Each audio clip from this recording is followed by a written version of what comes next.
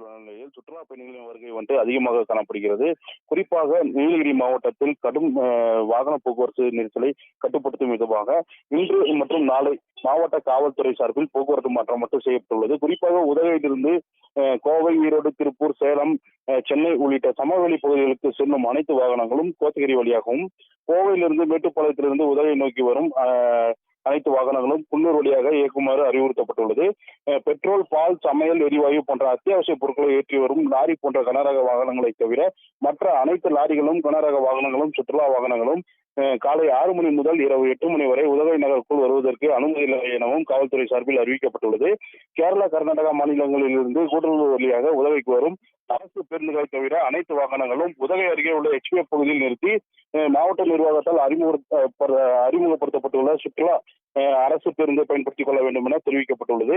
அதேபோல் உதகை நகரில் கடை உரிமையாளர்கள் மற்றும் பணியாளர்கள் 4 சக்கர வாகனங்களை உதகை நகரில் பார்க்கிங் செய்யக்கூடாது எனவும், சேரிரா, சேட்டி, கேசினோ ஜங்ஷன் உள்ளிட்ட பகுதிகளில் வாகனங்களுக்கு மாற்றுப்பாதையில் இயக்க வேண்டும் என அறிவுறுத்தப்பட்டுள்ளது.